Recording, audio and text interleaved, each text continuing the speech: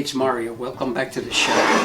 I realize that everybody doesn't have a table saw handy, but here's what you can start out with something just as simple as a circular saw.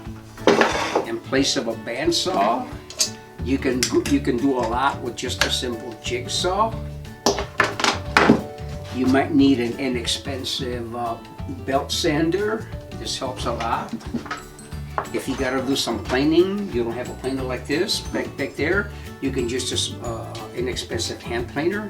You're gonna need a square. Of course, you're gonna need a tape and some pencils, and that's enough to get you started.